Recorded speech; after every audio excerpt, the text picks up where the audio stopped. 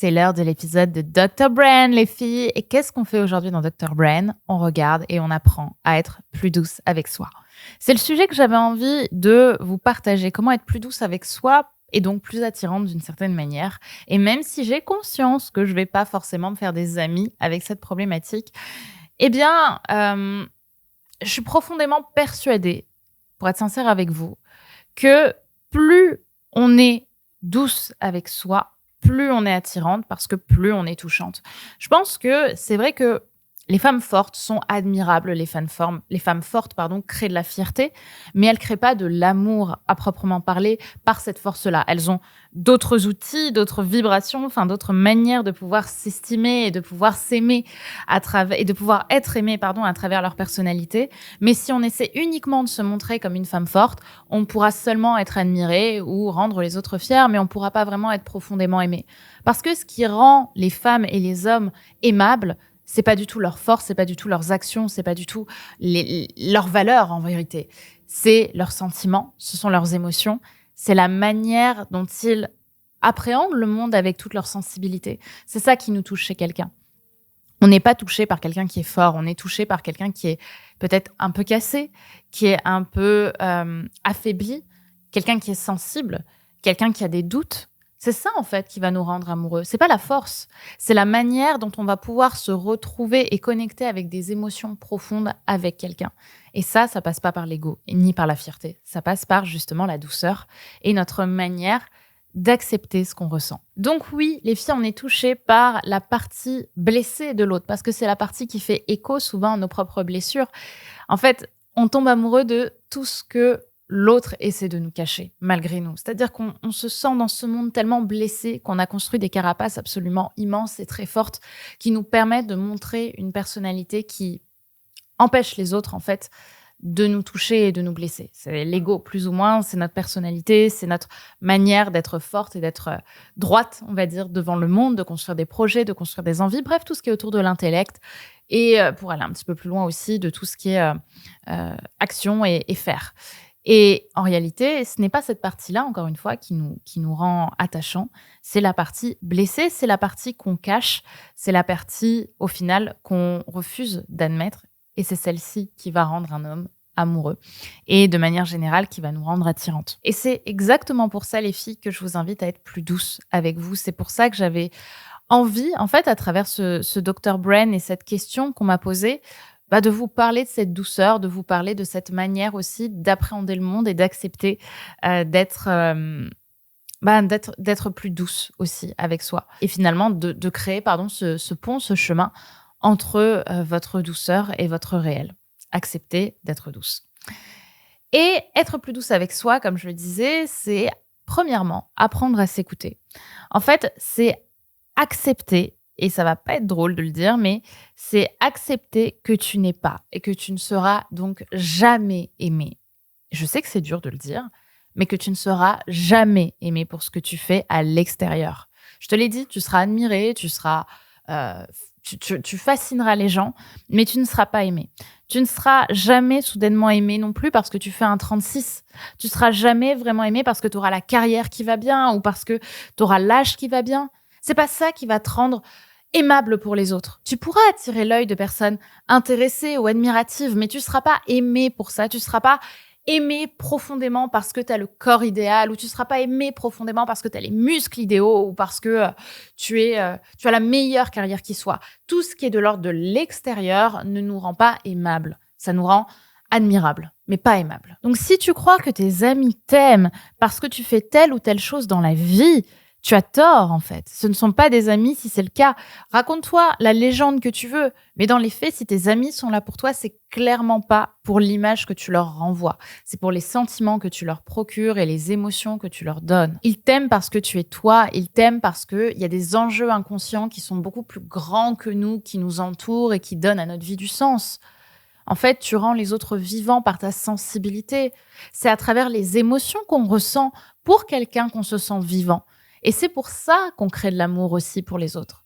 Parce qu'on se sent connecté aux autres à partir du moment où on est dans la sensibilité. Donc au final, c'est tout ce que tu ne veux pas montrer, tout ce que tu ne veux pas montrer, à savoir tous tes défauts, toutes tes insécurités qui font que tu es aimé. C'est tout ce que tu ne veux pas montrer mais que les autres ressentent de toi. Ça ne veut pas dire qu'ils les voient, mais en tout cas, ils les ressentent. Et c'est ça qui te rend touchante. C'est pour ça que la première étape pour être un peu plus douce avec soi, c'est prendre conscience qu'on n'est jamais aimé pour ce que l'on croit. On est aimé pour quelque chose qui nous dépasse. On est aimé pour cette vibration inconsciente qui crée des ponts entre les âmes. C'est exactement ça qui te rend aimable. Alors oui, être plus douce avec soi, c'est commencer par réaliser ça. Réaliser que ce n'est pas en étant la femme plus forte, plus belle, plus performante que tu seras justement aimée. Ce n'est pas pour ce que tu construis de matériel, de superficiel en fait que tu es aimée, loin de là. Ce n'est pas ça en fait qui compte. Ce n'est pas ça qui te rend aimable et attirante. C'est la manière dont tu touches les gens à travers tes épreuves de vie. Et pour ça, j'ai un exemple à vous donner qui est un exemple personnel, c'est qu'il y a quelques années, moi j'étais la femme performante par excellence après avoir connu tout le passé, le harcèlement que j'ai vécu au collège et au lycée, qui était franchement pas drôle. En fait, je me suis construit cette carapace à travers mes actes. Je me suis dit qu'en étant une femme forte, en étant une femme riche, en étant une femme performante, bah forcément, j'allais susciter la fascination, l'admiration des gens. Et c'est ce que j'ai mis en place. J'ai créé une belle carrière. À 18 ans, j'ai perdu 17 kilos.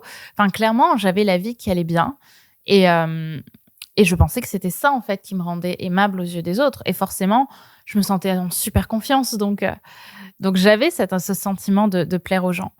Sauf qu'en réalité, il y a quelques années, en 2021, j'ai ma carrière qui a fait une chute. J'ai eu un moins bon chiffre d'affaires, j'ai vécu beaucoup d'échecs professionnels, j'ai eu mon papa qui s'est retrouvé à l'hôpital en réanimation Covid. Voilà, ça a été une année très charnière et très difficile pour moi, l'année 2021. Et en fait, ce qui a été le plus dur, c'est pas tant les échecs que j'ai vécus au niveau professionnel, même si ça a été très délicat, évidemment, de voir que ça vendait moins bien à l'époque. En fait, c'est que j'avais honte d'avoir mes amis. J'avais honte d'être en soirée entrepreneur. Je pensais qu'au contraire, les gens voulaient plus être amis avec moi, que les gens n'avaient plus de raison, en fait, de m'aimer. Et ce que j'ai compris, c'est que c'était pas le cas, en réalité. Et qu'en fait, les gens n'ont pas besoin de raison pour m'aimer parce que je suis aimable. Et tu es aimable. Et je vais même aller plus loin, c'est à travers nos échecs, en fait. C'est à travers nos échecs qu'on sent l'amour des autres. Parce que c'est quand on n'a plus rien à montrer que le pont entre les sentiments des êtres se crée et qu'on le voit. Quand on chute et que nos amis nous rattrapent, on comprend pourquoi on est aimé. Et c'est ça le plus important. C'est de sortir de cette lutte, de cette dictature à la force pour oser accepter de poser un genou à terre et comprendre qu'on est aimé avec ce genou à terre. On est aimé avec ce genou à terre, les filles. Et c'est ça, la douceur. Parce que la seule personne que vous n'aimez pas quand elle a un genou à terre, c'est vous-même. Mais pensez à vos amis, pensez à vos proches. Quand ils ont eu un genou à terre, est-ce que vous avez accepté de les aider ou pas ? Dans la plupart des cas, la réponse est oui. Parce qu'on n'aime pas les gens pour ce qu'ils font, on aime les gens pour qui ils sont. C'est pareil pour vos proches. Donc commencez par vous donner ça de vous-même. Soyez pas intéressé par votre personnalité. Ne soyez pas opportuniste de vous-même. Ne vous dites pas, c'est en faisant ça que j'accepte de m'aimer. Vous êtes aimable, point.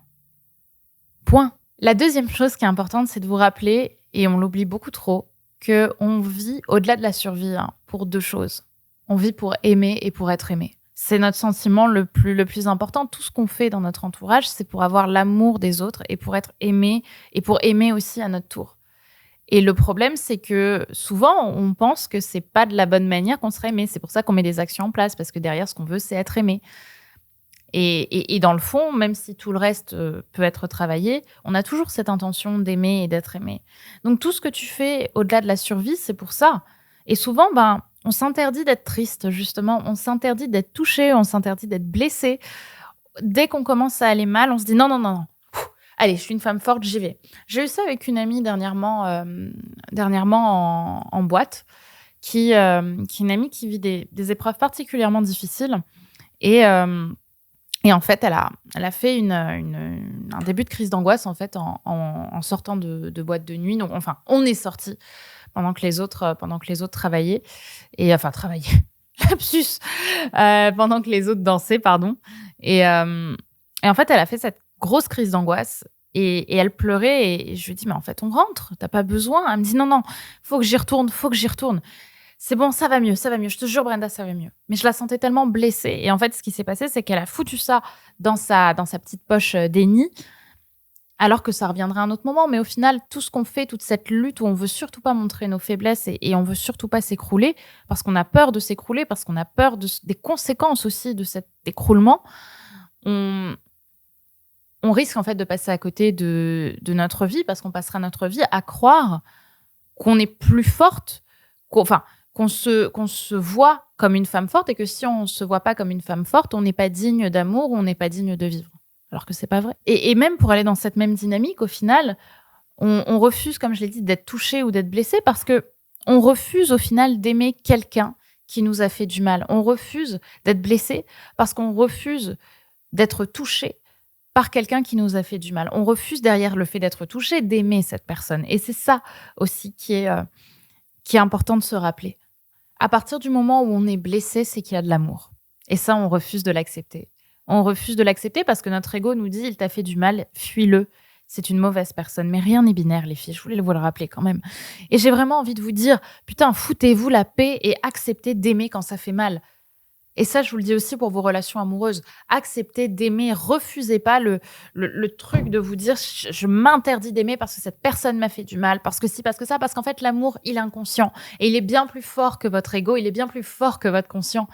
Si vous aimez, vous aurez beau faire une lutte acharnée envers vous-même, tant que vous n'accepterez pas ça, le sentiment restera et la frustration restera aussi. Et vous ne serez pas doux avec vous-même. Acceptez d'aimer quelqu'un qui vous a fait du mal. Ça ne veut pas dire que vous allez vous réengager avec, mais acceptez cet amour-là.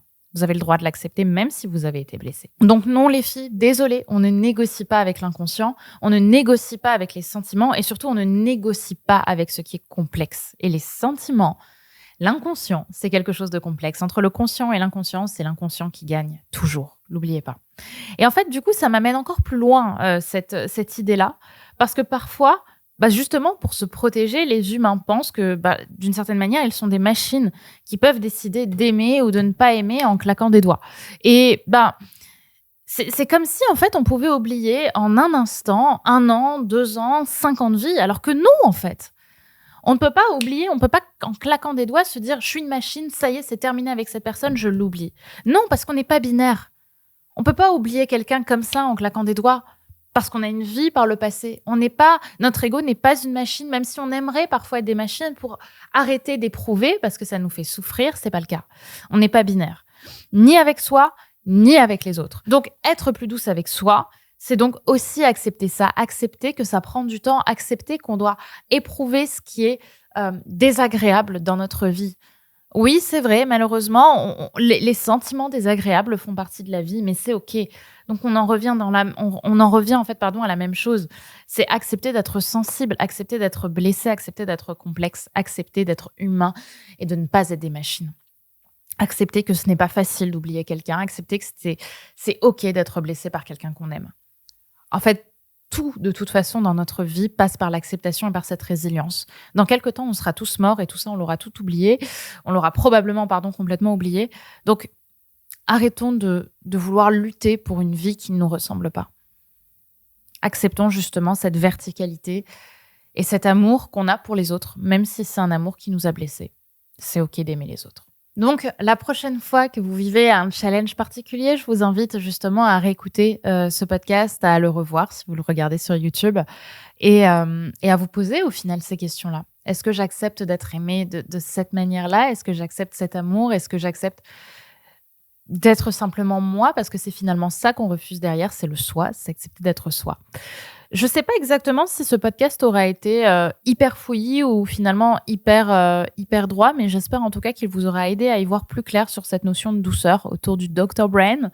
On aura moins été dans le fun que d'habitude, mais au final, je trouve que ces sujets-là sont sont plus doux, sont nécessaires aussi, sont moins sexy, mais je pense que la transformation, elle se fait pas de la manière la plus sexy qu'on puisse imaginer.